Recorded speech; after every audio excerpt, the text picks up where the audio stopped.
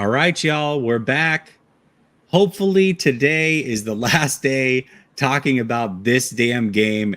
And throughout this show, we're actually going to move on to the Seattle game as well, kind of put this bad loss behind us as 49er fans and look forward to what's to come this season. So stay tuned. We'll be back right after this.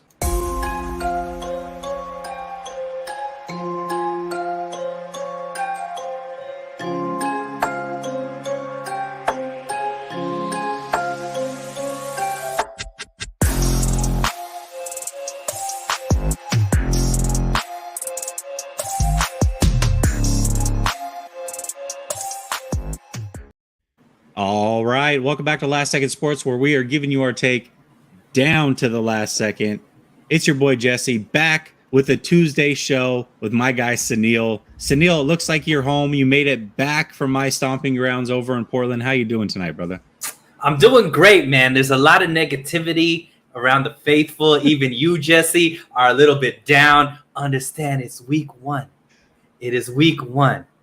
I was wrong. You were wrong. Let's get that out of the way. But that doesn't mean the season is done. We're going to find the silver lining and move on to the next week. Right, Jesse?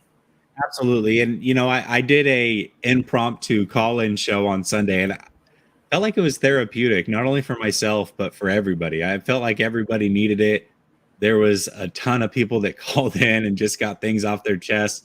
There was some infighting in the chat, which I think people needed as well. So I'm glad I was able to help aid in that on Sunday, but I think it still stings a little bit. And hopefully by the end of this, we're able to just wipe it all away, move on to Seattle. We're going to end the show talking about that Seattle game. And so I want to make sure that we just get it all off our chest now and move forward.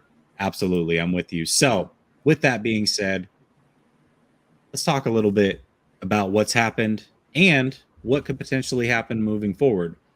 Do you look at this game as a one-off, or is this a sign of things to come for the San Francisco 49ers? What are your thoughts on that? So I look at this in a different way, because I don't think that this is just a one-off, because there were a lot of great things that happened in this game, right? The defense for all the first half and, you know, most of the third quarter were lights out. Chicago was doing absolutely nothing against them, right? And they were able to keep Justin Fields in check.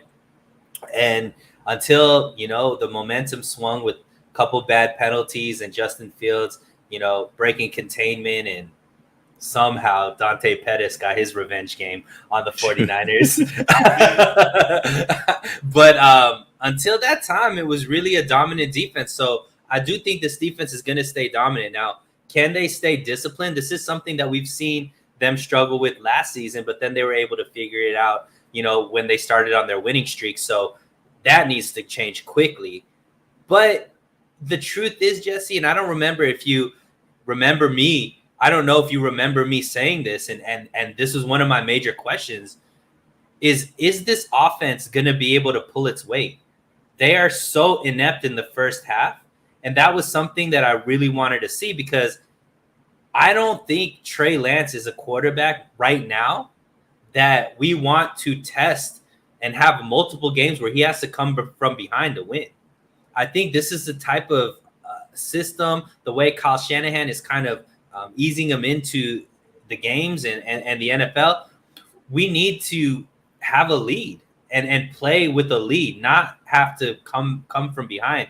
And this defense does a great job doing that. But whether it's Jimmy, whether it's Trey, the same thing is true. The 49ers can't score in the first half, Jesse.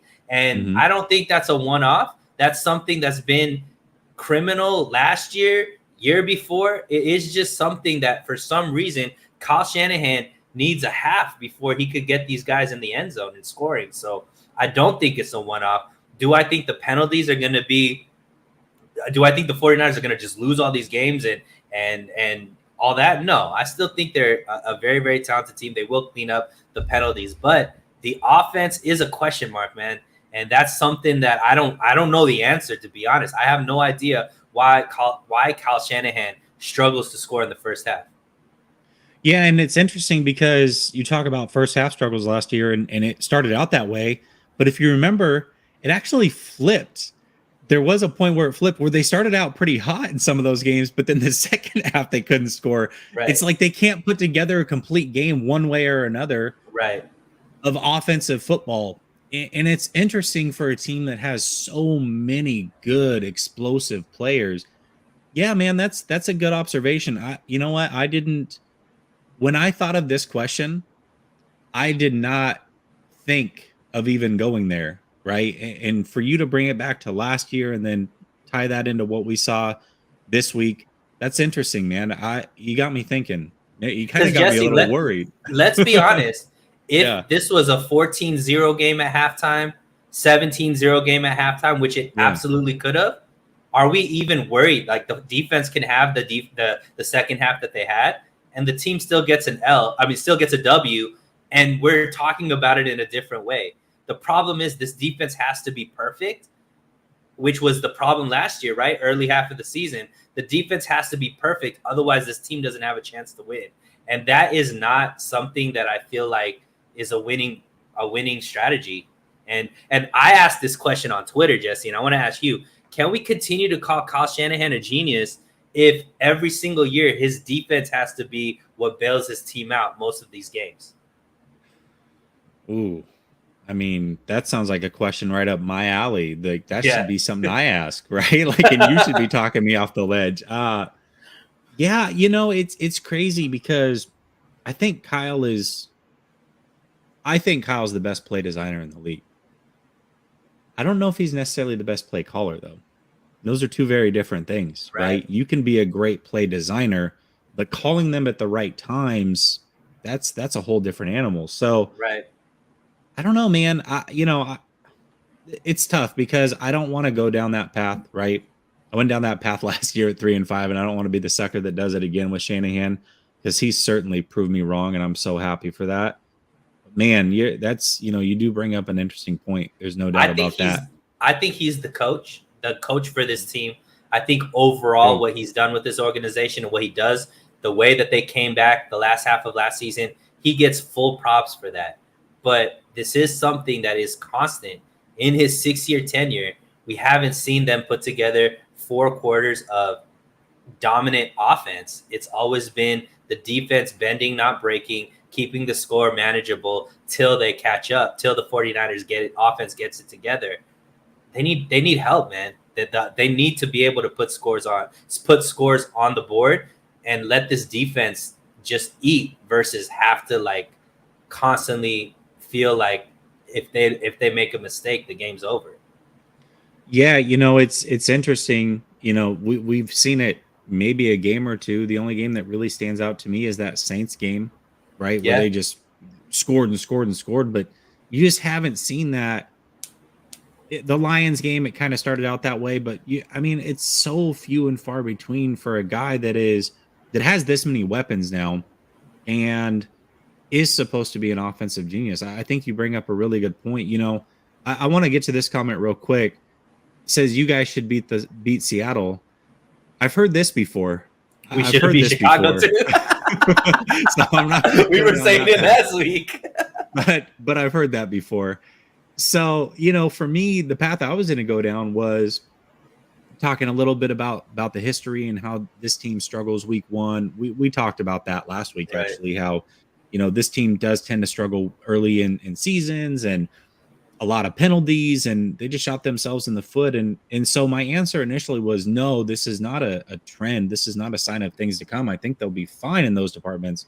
But you brought something completely different to the conversation than, like I said, what I had thought of, to where, you know what, that trend might continue. I mean, how many seasons where we see a majority of those games where they don't put together 4 quarters offensively do we have to see before we just say this is what it is, right? And now you've got a first-year starting quarterback, which adds to the complication, right? Mm-hmm.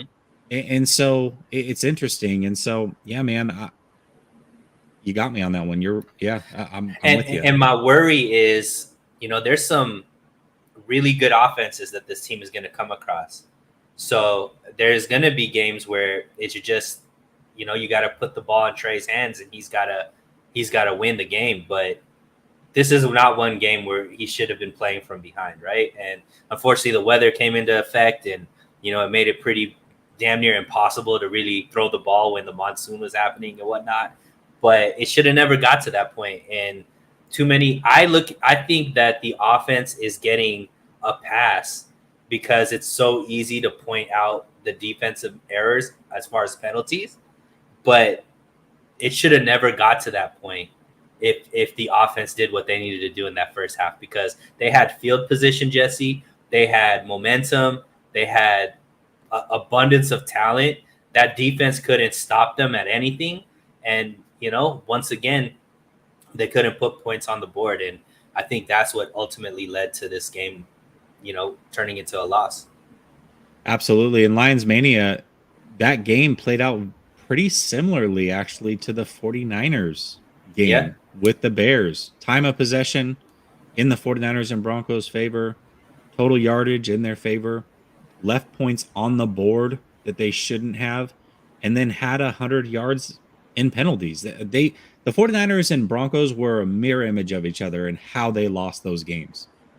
Only the difference weather played was, into the 49er game, but that it played for both teams. So only difference was Seattle jumped on and took a lead very early in that game. For sure. So that's where I still think that, the 49ers get a little bit more blame, because if they were up 17-0 at half, this is a win, man. And we're going in saying, okay, the defense needs to tighten up and all this kind of stuff, but everybody's feeling a lot more confident and a lot more happy, because you still came away with the W, much like, in Detroit, a big win, but we were like, okay, well, we let them come back, all that kind of stuff. But until I could see this offense score in the first half, it's going to be like this every single week, Jesse. Absolutely. I think you might have this one mixed up. I certainly haven't tried to convince myself that Fields is better. You might have that one mixed up, but I think I know where you're going with that one. I'm not convincing myself of anything. I mean, Trey Lance is who I said the pick should have been. Nothing that I saw Sunday made me go, oh, man, I was so wrong. I'm not there, man. I'm sorry. It's way too early for all that. So, it's a great segue, though. This is a great segue because I actually want to talk about that exact thing. And let me get the comment off the screen just so we can see fully. But I want to go over a few plays here that were a bit controversial in the game. Plays that I think a lot of people had mixed feelings about, and I at least want to go through my thought process so you understand where I'm coming from. Doesn't mean you have to agree with what I'm saying or whatever, but maybe going forward, you'll understand the way that I see the game. And I made a comment, Suneil, you probably haven't seen this, and people, oh man, they ran with this one. I think they misunderstood what I was saying. But I said, for me, Trey Lance's decision-making was bulletproof. I can't look at that game in anywhere, including the interception, and I'll talk about why, and say, man, Trey Lance just made bad decisions. I thought he was a very good decision maker. Now, that is very different than saying he didn't make mistakes, because he made plenty of mistakes, right? That is evident. Mm-hmm. But as a decision maker for such a young player, that to me is what is most impressive about Trey Lance, and that is why I'm going to continue to give him grace. And quite frankly, all of these players, all these young quarterbacks, they all need grace because they all need to improve. And they all need to be given 3 years, period. That's just the way that this league works. But that being said, I want to get into a few of these plays because I think these plays were talked about an awful lot. So let's look at the first sack. So this is after Lance had missed the play down the sideline, and then now it's third down. I was told that Lance took a bad sack here, and he even talked about it himself. He's like, yeah, I can't take a sack there. But my question is what should he have done differently, right? Like what should Lance have done here? And as a chat, you guys can tell me, what am I not seeing that makes this such a bad play on Lance? How does this fall on Lance? So I'm going to let it play through, and then I'll slow it down and talk through it a little bit. And I'll play it from both angles for you, and then we'll talk through it.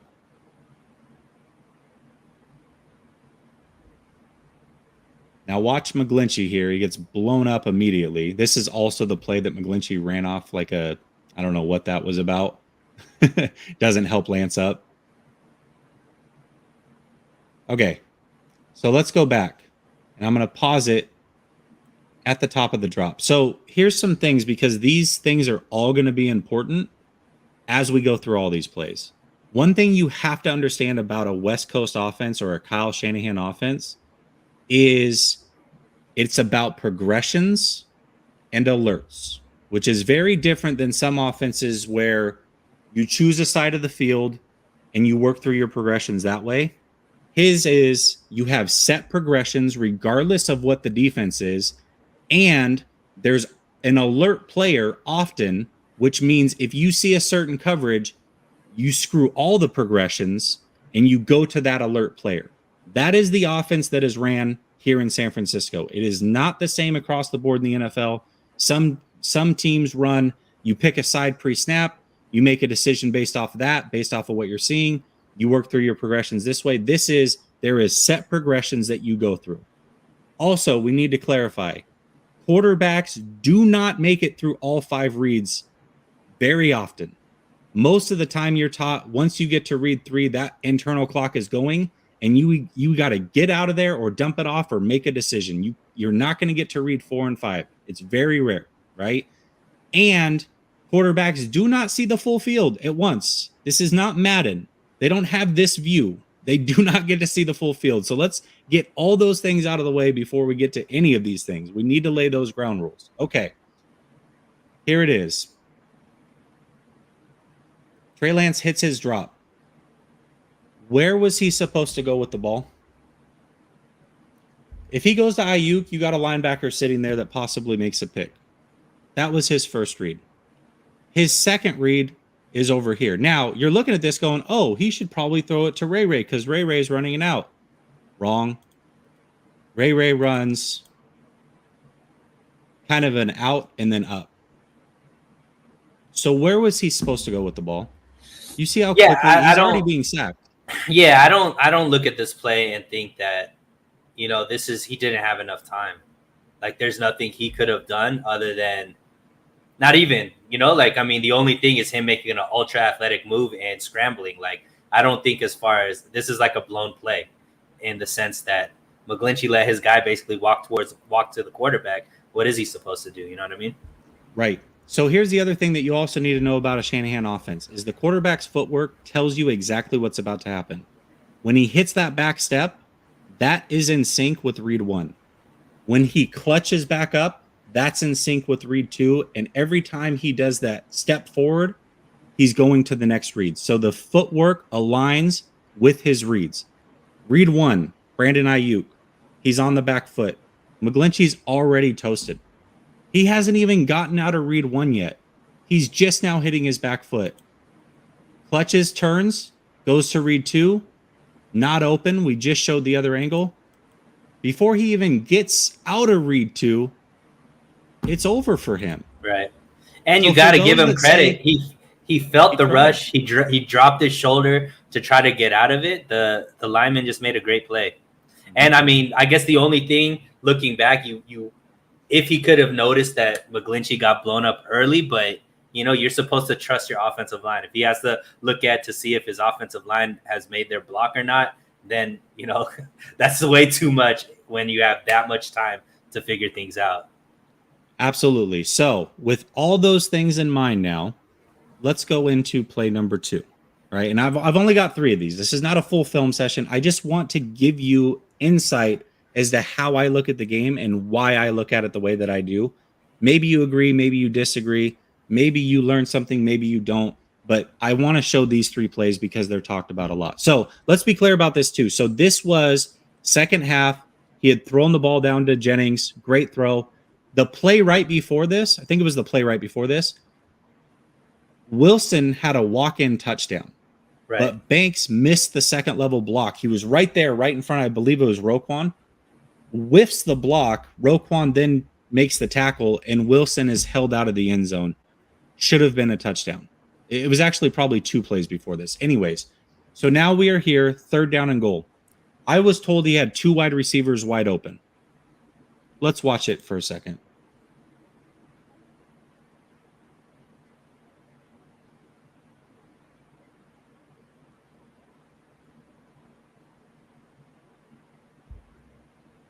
And then we'll watch the other angle real quick. And then I'll walk you through exactly what I'm seeing.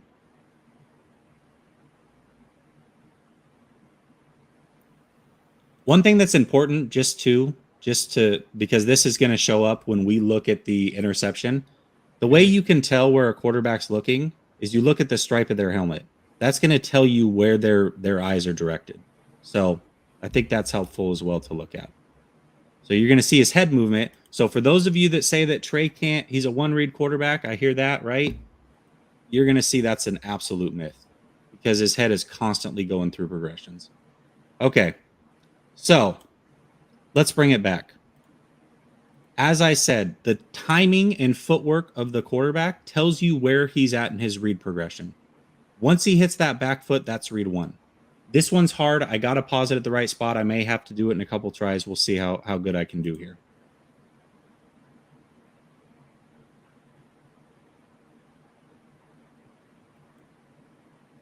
Okay, read one, Jennings.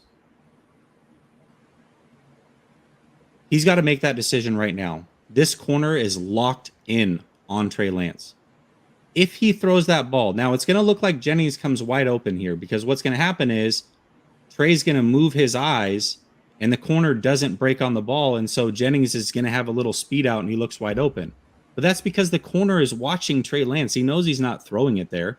But this is when the decision has to be made. You think he should throw that ball? Maybe. Yeah, I'm not sure what the route is at this point. So You'll see. He runs a speed out. Okay. But like I said, this corner is watching him. So what the corner is going to do is he's going to stand flat-footed because Trey doesn't throw the ball. And so Jennings is going to get open late. Yes, he does. But right now, this is when the decision has to be made. I could go either way. Maybe you think he should throw it. Maybe you don't. Okay. So now here's progression 2. 2 and 3 right here. Are either of those guys open when he goes into that next hitch? Nope. Progression 3 is right here, not Debo, right? Everybody's looking at this going, Debo's wide open, hit him on the slant. Again, that is the final progression, right? Right now, he's looking straight at Ayuk. Now he's looking at Debo. Should he throw this ball right now with a linebacker sitting there? I would say probably not, because you might get a, I don't know, Super Bowl situation with Seattle and the Patriots, right? So now that's it. He's gone through his progressions, right? Mm-hmm. So like I said, what you're going to see is, let's watch the speed out. This is the only one that's really in question for me. Hits his back foot. Should he throw it? But watch the corner. The corner doesn't break on the route because he knows that the ball's not going there. He kind of just slowly stays back and, all right, I got to stay there. But he doesn't break at Jennings because there's no ball being thrown. I guess the question is Trey advanced enough to make those timing type passes? Because if he's throwing that low and away, that is a ball that Jennings could catch right in the end zone if the timing is right? So if he's not ready to make those type of throws, I would question why Shanahan is calling that play in the red zone, because that should have been the throw. Based off of what I'm seeing right now, he should have pulled the trigger on that, because that was where the option was, and it was there. Regardless, like, who knows if it would have been a complete pass, because it is a tough pass and catch, but that should have been the throw. Yeah, if he was going to make a throw, that's the only one. Debo was not an option. I'm sorry. It's progression 4. So, like I said, at the very beginning of this, quarterbacks do not see full field at once. This is not Madden. Okay, so here's the interception. And I remember saying live, I said this live. If you watch it with us on playback, I said, man, he stared down the receiver here. And it looks like from this angle he does. He absolutely does not, but let's play through it.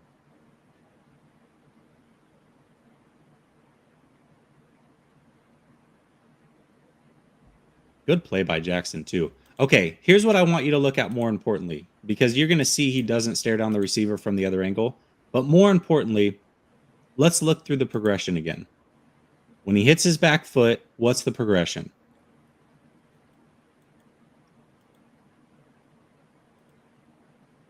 Pausing is really, really hard. I'm not going to lie. Yeah. You got to get it at the exact right time. Okay. This is a good decision. I'm sorry. It's a very good decision. He is open. I'll tell you where Trey makes a mistake, though. So this is the separation. Is it a bad decision? Does Trey make a bad decision here? Absolutely not. He throws it to the open receiver in his first progression. Where he makes the mistake, though, is he doesn't throw it early enough. And you'll see that from the other angle. I'll show you what I'm talking about. Mm-hmm. Come on. Okay. So remember, watch the stripe of the helmet. That shows you where he's looking. Okay. He's not staring at the receiver. Remember, this receiver's way over here. Remember when he said in the press conference that he tried to hold the robber? That's exactly what he's doing. Look at the stripe of the helmet. That's where he's looking. He's trying to hold the robber. The mistake is, right now he's hitting his back foot. He's got to let this ball go. If he does, that pass is completed, no questions asked. But watch what he does. Instead of letting it go, he hitches again. And he's going to pat the ball when he should be throwing. And then that gives Jackson enough time to make the break and make the play. Ball should be gone right now. Hitches, pats, then throws the ball. Late throw. Jackson's able to recover, make the interception. So again, when I talk about decision making when it comes to Trey Lance, I feel like the decision making from everything that I saw was actually really, really good and encouraging. Does not mean he didn't make mistakes. This play is a great example of that. Does he pick the right receiver? Yes, good decision. Does he know what the defense is running? 100%. He called the robber out. Does he hold the robber? Yes, good decision, good decision, good decision. He makes a mistake by double pumping on the ball instead of throwing it right away. That's where the mistake is made. The decision is not a bad decision. That is what I'm talking about. So, anyways, what are your thoughts? I mean, we've looked at the 3 plays just overall. Yeah, I mean, so, the question is, was Trey bad? And I don't think Trey was bad. We went over 3 plays, but there was a numerous amount of throws where I'm like, damn, like that was a great throw. Like a lot of the beyond the hash mark throws that he made, amazing. Like his touch has gotten a lot better, and things like that. I think we're seeing a lot of progression. He's running smarter, I believe, and he made a lot of plays with his legs as well, as far as extending drives and whatnot. But this kind of shows me his timing plays aren't there. Right. And that is probably one of the toughest type of throws out there. Right. When you're talking about, the elite quarterbacks versus just regular quarterbacks, it's that timing throw. Right. Tom Brady's amazing at it. Peyton Manning was amazing at it. And it's because of repetition after repetition after repetition, and knowing these receivers like the back of your hand and all the offseason work and all that kind of stuff. So Trey doesn't have that. Let's be honest. Like, he hasn't been able to work with Debo till Debo signed his contract. And there's just so much that he has to learn about the game. That's probably the last thing he's going to learn. So I agree with you. I think that I looked at the quarterback and I'm like, we could win with this quarterback. I also don't know if Kyle Shanahan is calling the best game for him. And, Kyle Shanahan has done a good job kind of babysitting Jimmy Garoppolo to where everybody thinks he's this great quarterback because of, what's Jimmy elite at? Getting the ball out of his hand quickly and, the inside slants, like 10 to 15 yards in the middle of the field. So Kyle Shanahan gave that to him on the platter. Anytime it was on the hashes or down the field, that's where us as fans were like, oh my God, is this going to go well or is it going to go not well, right? It's the opposite for Trey, where he's really good outside and down, but in the middle, it's like, ugh, because the timing, right? Like you said, he doesn't trust his eyes. He's just like, Rocky Mountain Razorback just right now. Mm-hmm. He's thinking it's not just muscle memory yet. Not second nature, yeah. Yeah, and so that's something that's going to be a growing pain throughout the season, I believe, because of the work ethic of this kid, the aptitude, the talent, and the way he handled that press conference, Jesse, I still have 100% belief that Trey is going to become the type of quarterback that we want him to. But I'd also like a little bit of help from Kyle because I don't know if he called the best game. But my answer was Trey bad. No, he was not bad, but he is not good enough to carry this team yet. And so that's what, unfortunately, we needed in a quarterback. And for all of these people that are like, Jimmy would have won this, no, he wouldn't have. Jimmy's not overcoming what I don't think there's too many quarterbacks that could overcome what ended up being the game when the defense just gave up 95 yards, or just in general, 95 yards in penalties for the 49ers. It'd be a tough game for anybody to win. No, absolutely. And I think the consensus as we watch through those three plays, almost to a T, everybody said something similar here to Rocky Mountain Razorback. He's not trusting his eyes, timing, and all of that. And everybody came to the same consensus for the most part out of that, it seems like, which is these are all things that get better with playing more, right? Mm-hmm. So when you look at Trey Lance and I break down the quote unquote bad, right? All of that comes down to reps. There's nothing that I look at and go, man, this guy is never going to figure it out. There's no way he gets better. There's no way he doesn't improve. And I'm going to disagree with this comment as well. Jay Boogie, what's he elite at? Absolutely nothing. I think he has an elite arm. Yeah. I think that's clear. Man has an elite arm. He also has an elite mind, right? And that's why I trust that Trey is going to get better, because he is extremely intelligent. This happens a lot with quarterbacks in general, or just athletes in general. We talk so much about the athletic traits and things that show up on field or on court or whatever. We very rarely talk about the psychology of the game and how intelligent somebody is or is not, and their IQ when it comes to things. Trey Lance, if you don't listen to him talk after that game and the way he broke down the plays that happened to him once, like that play happened in a split second. I mean, we're talking 3 seconds, and he's able to walk you through step by step what happened. Oh, that's like the definition of a photographic memory. And that's great for a quarterback to have. Having a photographic memory where you can just reference plays like that and know exactly what the defense was in, exactly what your mistake was, all of that. And he didn't do it on one play. He did it on like 5 or 6 plays. The kid is extremely intelligent. That mind is elite to me. Mm-hmm. So yeah, are there things to clean up? Sure. Can some of those things, if they don't get cleaned up, override some of those elite traits? 100%. They can. If he never gets more decisive, right, or never gets more accurate, and he just stays who he is right now, and we say at 22 years old he's tapped out, he will never reach that potential. I just think that that's not going to happen. I think the probability of that happening is so slim to none. So that's why I believe in the kid. Yeah, I do too. Nothing in this game made me doubt that we don't have the right quarterback. I just think there's a lot, not just on Trey. Kyle Shanahan, takes some blame there, because I think about it like, you think about what second year quarterbacks are the ones that kind of like blow off. And, I think most recently it's Lamar Jackson. But if you really break down what Lamar was doing, it wasn't like pristine quarterback play. They really built a system around him and let his athleticism be what drove him to be able to make the type of passes and whatnot. They didn't try to like put him in a box to make these specific throws and do all the difficult quarterback type things, because they understood he needs to develop with that. But let's win with what we know we could win with him.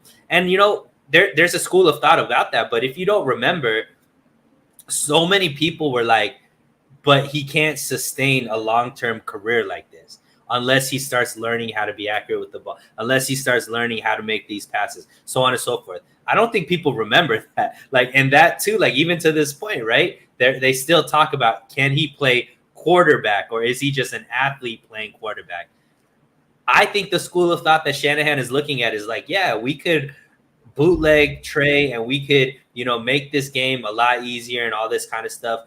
But we also believe he could play pocket quarterback. Like his presence in the pocket is pretty nice. Like he's moving up when he needs to. He's making the swim moves and things like that. He's seeing it. It's not like he's just getting blown up and like not seeing things.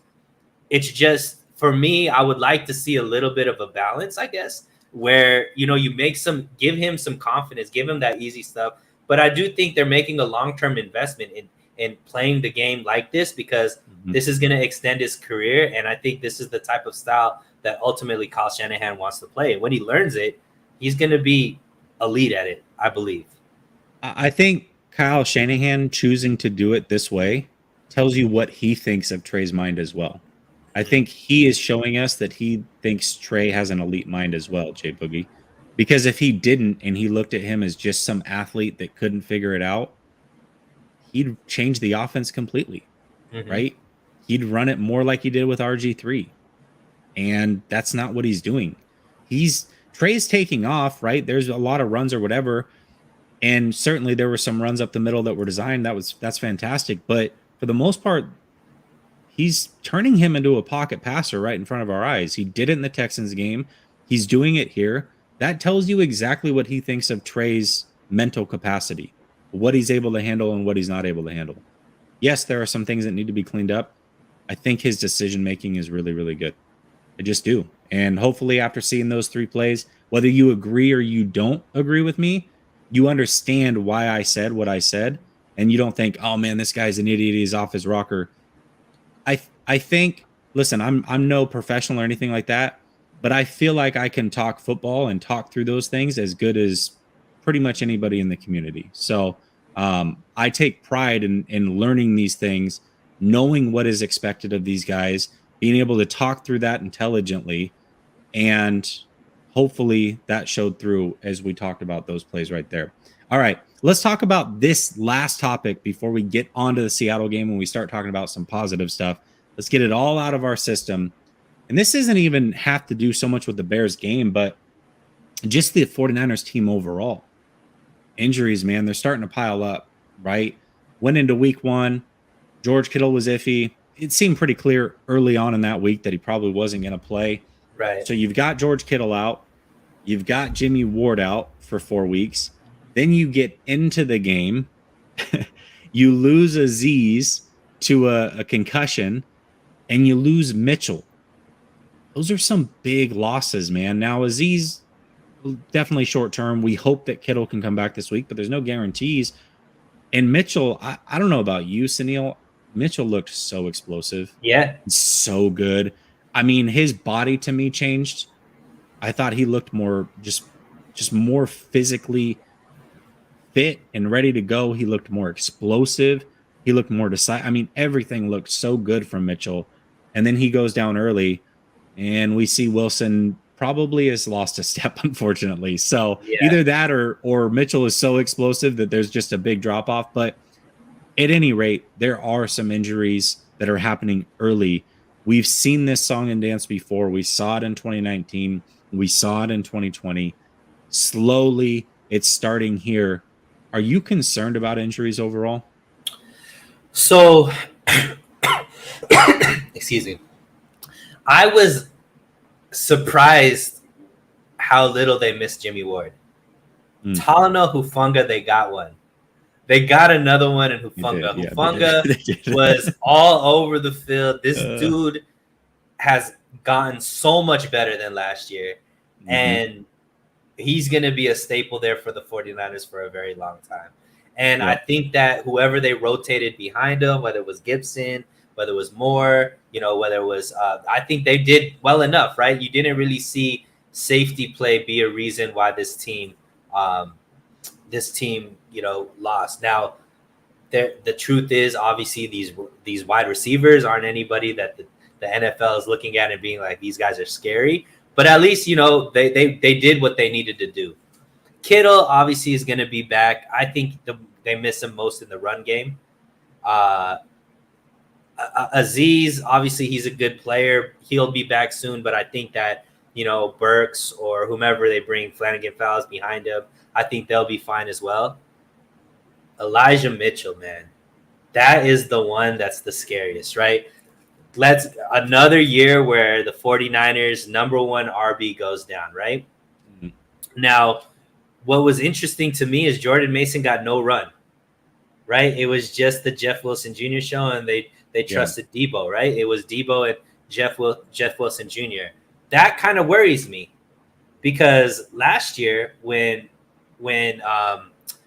Mostert went down, Kyle Shanahan had no qualms going to Elijah Mitchell, even though Jeff Wilson was still on the roster, right? So the fact that Jordan Mason, who I think should be RB1 based off of what we saw in the preseason and everything we've heard from training camp, the fact that he got no run or not even a single handoff, to Yeah. me, I don't know, what is Kyle Shanahan seeing, right? So I think that based off of what we saw, it's going to be a lot of Jeff Wilson. It's going to be a lot of Debo.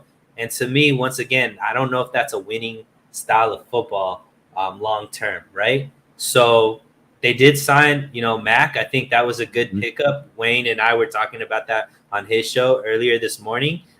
But as far as Mac should be somebody they look at, but I got to see, like, they got to do that rotation, man. I don't know if this just giving it to one back is going to be winning. I wanted to go back to 2019 where they had that three-headed monster and everybody got a chance. And I don't know why Kyle Shanahan is getting away from that. It just, to me, something's different, and I don't know what it is.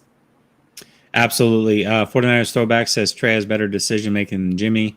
I don't want to crap on Jimmy right now, but it's well documented that I think Jimmy's a bonehead. And that's the biggest issue I have with Jimmy. It has nothing to do with his physical. Everybody talks about his arm strength and all these other things. I think that his arm strength could be overcome if his mental was better. I just don't think he's a good decision maker. Tommy says, Jeff Wilson is poopy. Poopy's a funny word. Thank you for that one. That one made me laugh. Yes, I agree. He looks poopy. I won't be shocked, Suneil, if Mac is the every down back in 2 weeks. I really won't be, because one, he's a veteran. Yeah. Two, I think he's at this stage better than Wilson. I think he's more explosive than Wilson. And he's 2 years removed off of that serious injury that he had. His explosion looks like it's all the way back. I watched that preseason game. Again, it's preseason, but I watched it. Texans versus the 49ers. Mac looked really good to me, and his explosion looked like it was back. This is a guy who's rushed for 1,000 yards in this league. This is a guy who almost rushed for 1,000 yards in 12 games the year prior. Marlon Mack is also a 3-down back. He's a good pass blocker. He can catch the ball. He's decisive with the ball in his hands. And although he's not extremely fast, he never has been. He's always been a 4-5 guy. He's explosive enough to make a big play. I think Mac might be the answer. Crazy as it sounds, you're looking at it saying, oh, he's on the practice squad, 4th on the depth chart. In 2 weeks, he might be the guy. So we'll see. Shanahan, for whatever reason, he's just not big on rookies, man. He hates it. Like, he's forced to do it with Burford and some of these other guys. But the fact that TDP was a healthy scratch, the fact that Mason got no touches, the fact that Gray was a healthy scratch. We saw it with Ambry Thomas all last year. We saw it with Trey Lance. He just doesn't like playing rookies unless he's forced to. And so it's just kind of the way it is. But yeah, injuries, they are a concern. For whatever reason, this team is so behind the 8 ball when it comes to injuries, man. It's just kind of the makeup of this team, and it sucks because we just never get to see this team for long periods of time at full strength, and they can be so damn good. So I agree with you. I think the Mitchell injury is the biggest of the concerns. Just overall, though, I am concerned about injuries. Who's it going to be this week? And I always, at the end of every game when somebody doesn't get injured, it's always like, all right, sigh of relief. But man, it just seems like it's always happening to this team. And I hope, to be fair, it's happening to all teams. Happening to all teams. It's not just it's always the best players on the 49ers, right? It's not like just a backup tackle, or it's like the 49ers best players are out for multiple weeks at the same time. It's like a constant thing that's always happening. Now, Right. you can win. This is why depth is so important, right? And the 49ers do a great job. They've done a great job in the secondary with depth. They've done a great job at linebacker and defensive line with depth. Running back, we thought was good depth. We'll see. But offensive line, not great depth, right? Obviously, they've got Jimmy Garoppolo as a backup, arguably the best backup in the league, probably the best backup in the league. So good depth there. But, sometimes you just lose great players like a Kittle or like a Mitchell who's playing really well, or a Debo that you just, even if you have quote unquote depth, Bosa, it's not good enough. Right. Yeah, I And mean, so you're that's talking where it's about the at. level of talent at that point. It's just really Right. hard to It's have a so backup anywhere drastic. close, right? Yeah. That's only happened in the Joe Montana, Steve Young type situation. Usually you don't have a Right. Hall of Famer backing up another Hall of Famer, right? So Yeah, so we'll see. Yes, I'm concerned about the injuries. As of now, the injuries that are in front of us, I agree with you 100%. It's certainly Mitchell, and let's hope for health going forward. right. All right. That being said, let's move on to the Seattle game.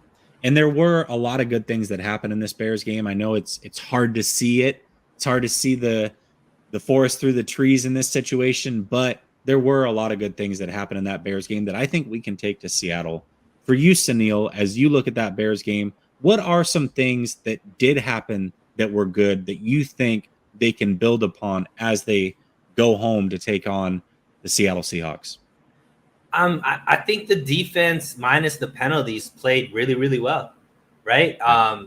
The run, even though the Bears have two really good running backs in Montgomery and Herbert, they broke off for a few runs here and there, but for the most part, they had got those guys in check. For the most part, Justin Fields, even with his mobility, was in check. And I thought that Talanoa Hufanga played lights out, man. They were able to get turnovers. They were able to get tackles for losses. They were able to, play the field position game. And we saw the 49ers get short fields. How often did we get to see that last year, right? They finished, near the bottom half of not even bottom half, bottom fourth of the league when it came to starting field position. Mm-hmm. All of that stuff was way better in this game. So I think that's a lot of momentum moving in the right direction. Also, I think that Trey Lance made some really great throws. I think that we saw a lot of progress in them. And even though I'm saying I still don't think Kyle Shanahan has completely figured out how to call Trey Lance, it was nice to see him not just run Trey Lance 30 times, right? Like he actually treated him like a quarterback and mm-hmm. let him throw the ball and all those types of things. I know the offensive line is going to get maligned because clearly their mistakes and led to really bad plays. But look, there's only one site that grades offensive line, right? And that's PFF. Mm-hmm. And the 49ers finished first and fifth when it came to pass blocking and run blocking in week one. So either PFF is crazy because they weight like the wrong things, or offensive line is just really tough and rough all throughout the whole league, right? And even though the 49ers look bad, a lot of teams are dealing with a lot worse offensive lines. So, I think that obviously that's been like a big question mark. I don't know if the offensive line was the reason why we lost this game either. I really think it was the undisciplined play of the defense and just penalties in general. So that I think is the easiest thing to fix. So when we're talking about what good can we take into Seattle, the reason why we lost against Chicago is an easy fix for me. And I think that's the most positive thing I could take into going to Seattle, because this team played well enough to win minus the undisciplined penalties. You take away those undisciplined penalties, we're talking about a win against a team that you should beat. And I think that is what we're looking at going into week 2 with Seattle. This is a team that we should beat. Don't make those undisciplined mistakes. And we have enough on the field to be able to beat this team.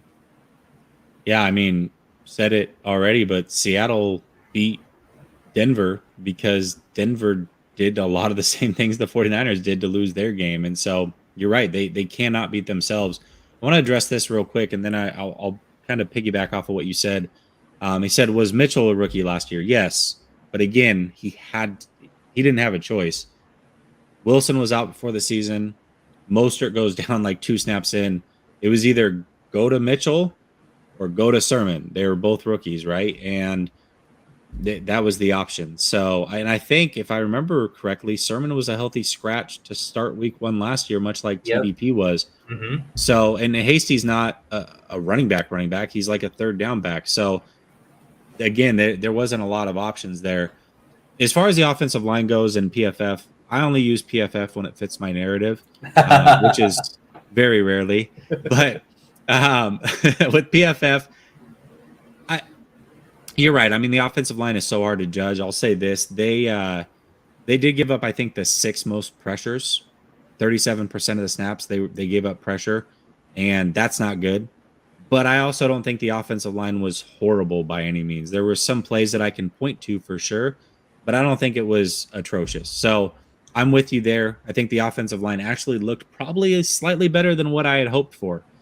And hopefully they can improve as well, because much like we talk about Trey's development, there's a lot of development that has to happen in the interior offensive line. Those are 3 guys that are learning the game as well. So hopefully they get better as it goes. But I want to look at third down. They were, I think, 7th in the league in third down conversions. And some of those teams above them were like the Bills at 80%, right? Like just unrealistic numbers. They were at like, I think, 47% on third down, which one thing that we've seen in Lance's 2 games prior to this, they either were really good on third down or really good at actually scoring once they got down the field. And in the in the Arizona game, they were good on third down, but they couldn't score any points. And then in the Texans game, they were able to score the points, but third down was a little bit shoddy. This game, they were phenomenal on third down. And no, I know they only scored 10 points, but they were in a position to put up 30, right? And so I feel like the offense has made some progress from what we saw in games 1 and 2 with Trey Lance on third down and getting down the field. And ultimately, they could have had 30 points here. So mistakes were made. I think those can get cleaned up. Trey, he's obviously the talking point that we're all going to talk about. The growth that I've already seen from him from last year to this year with the pocket presence, even though we pointed out the plays when we showed those 3 plays, decisiveness is still not an area of strength. I think he is still more decisive than what he even was last year. I think he's seen the field better this year than he was last year. So we're starting to see those micro improvements, and it's showing up on film. So I think this team has a lot that they can build on. Fortunately, they have a very winnable game this week, and we'll see what Denver actually is, right? Maybe they're good, maybe they're not, but as the season unfolds, I think there's always a team or 2 that you looked at the schedule and said, man, that's a loss. And then you look at it and go, how the hell did I ever predict that? That team's awful. And vice versa the other way. You're like, I predicted that as a win. That team's a lot better than what I thought. Maybe Denver's that team that's really not that good, and they can still start 2-1 here. So in my opinion, there's a lot of good building blocks that they can build off of when it comes to that Bears game. Raphael says Trey Lance will become the boogeyman for Seattle. Let's hope, because they had the boogeyman for the 49ers for many, many years, and that sucked. Donald Johnson said the Niners were not prepared to play. It doesn't matter how talented you are. Discipline and preparation beats talent any day and every day. Yeah, what's the saying? Hard work beats talent. Nothing beats talent that works hard, right? So You're right. I mean, that's kind of the situation that unfolded there. Let me show you guys some love real quick, and then we'll get into our final topic. Thank you guys so much for the super chat.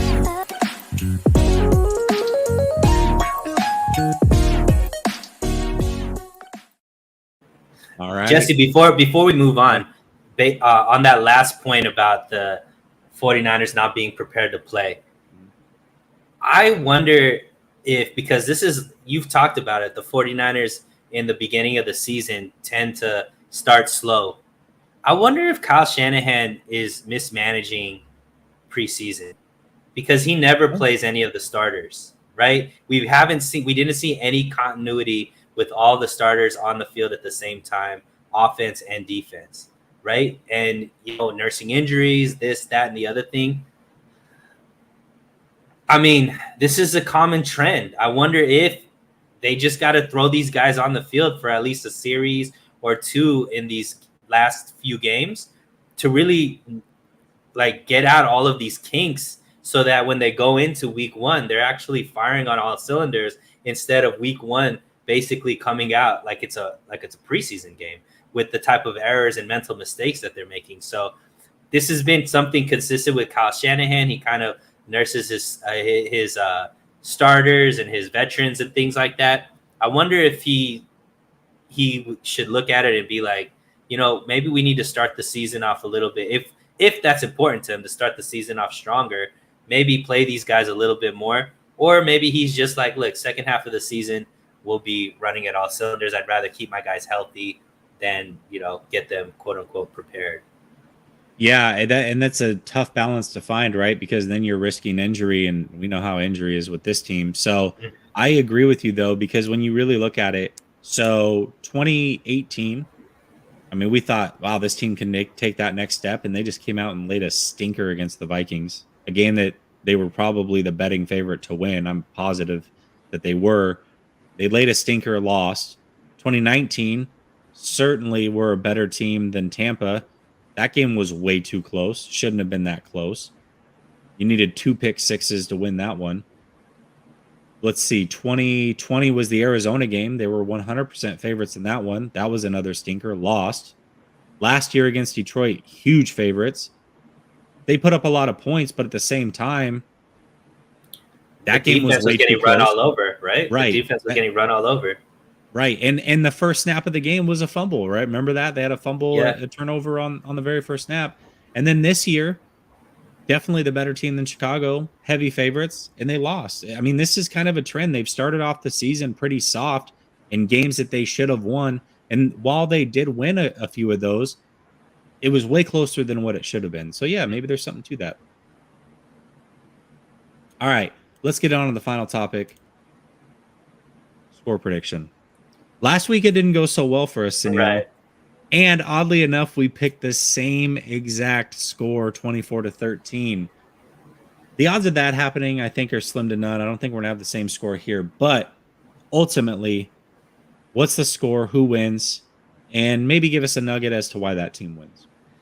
So I'm going to reel back because, once again, I'm not seeing the consistency from the offense. And until I see that, I don't know how many points this offense is going to put up, on a regular basis till they can start putting together those 4 quarters. I do think they still get the victory over Seattle, but I do think it's going to be closer. Last week I had them, two score, winning by 2 scores. I think this is going to be a closer game. It is a divisional game, and obviously there's things that need to work on. I believe they're going to win those 17-10, and I think that we're going to see, now that we know Mitchell isn't there, I think that Kyle Shanahan will come up with the game plan to make sure that the rushing attack is there, whether it's more Debo, whether Jordan Mason or TDP step up in practice and get more of the ball. But I expect 2 things in this game. One, I expect the defense to be on point and not make the same mistakes that they made last week with the penalties. So I think that it's going to be a tough night for Geno and that offense. And 2, I think this is the game that Brandon Ayuk goes off, because I think that it's going to be good weather.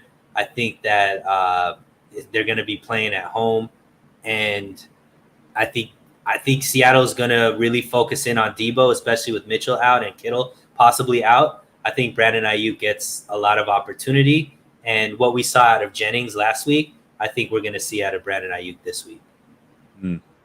I like that. I like that a lot. I'm similar to you. I think the game is going to be closer, right? It's funny because 49er fans just fell for this trap last week predicting a blowout. Now we're doing it again. I've seen a lot of people predicting blowouts. I just can't go there. I'm going to go 23-17 49ers. It'll be close. I'm hoping Kittle plays. If Kittle plays, I might change that. Like I might add an extra 3 or even 7 onto that because Adams is out also. And so I think that would just be a major, major mismatch. Although there is rain in the forecast potentially again. So here we go. At least they got used to it last week. And hopefully, if it is rain, it's not as hard and the field holds up a little bit better than it did last week. But I think this game will be closer for sure. There are 2 interesting nuggets, though, that I want to point out that we learned, or the players may have learned by other people bringing this to their attention. It sounds like the Bears had a tell on when the 49ers were going to pass or run based off of Trent Williams. Trent Williams had a tell with his foot where he'd kind of like double plant it when they would pass. And so now Trent Williams knows that's a tell. They did the 49ers a big favor by bringing that out in the public because I'm sure other teams picked up on this in the past. This is not a new thing from Trent Williams. And so that's a huge help. Like that keeps defenses more honest. If everybody knows if it's a run or a pass, you may not know where it's going, but that's hard to play against. So now that works in the favor of the 49ers. I think those little things matter. And Geno Smith, I forget who it was that pointed it out. I think it was Aikman in the booth, talked about how far Geno drops back and he doesn't really climb the pocket too well. Well, Fields has a similar issue, but Fields is so damn elusive and so damn athletic, it doesn't matter. Right. Geno Smith is not any of those things. So if he's continuing to drop back right where Bosa loves to come meet him, it's going to be a field day. So I think those things play in the favor of the 49ers. Those are things that I'm sure D'Amico Ryan sees on film. I know Trent has to have heard that by now. He's going to fix that tell. And I think those little advantages that we didn't even know existed before today now are in the favor of the 49ers, and it should be enough to win this game. I do want to point out real quick, pinned at the top of the chat is a link. That link will give you the option to watch the game. Last Sunday, we had a blast. We watched the game together. There was about 100-something people that came through and watched the game and just chilled in the chat. Myself and David Lichty, we were in the corner. We're calling the game. The game's on screen. Even if you can't get the game on screen, people were watching the game on TV and kind of chilling in the chat with us. So highly recommend that. It's a ton of fun if you have not been a part of that already. And those that have been a part have really enjoyed it. So link is pinned to the top of the chat. Go check that out. Come watch the game with us Sunday. Suneil, thank you so much again for coming on. I love doing this show with you Tuesday. Link to his channel is in the description. Make sure you subscribe. Under 50 away from 1,000, my guy. Come on. It's calling like 3 followers a day. Still need to get up to 1,000, but we close. Yeah. Hey, 49ers throwback. I'm never mad at you. What do you mean? You show way too much love, man. I can never be mad at you. Oh, and for those of you that haven't seen, JT O'Sullivan, we're doing a midday show on Friday. JT O'Sullivan is going to be here on Last Second Sports. So in the comment section, after the video is over, go comment questions you want me to ask him. I'll try to get off as many as possible. I've got about 45 minutes with JT. I'm going to pick his brain. I think that's going to be a lot of fun. So make sure that you tap in there for sure. And until tomorrow, when I'm back on with Grant, peace.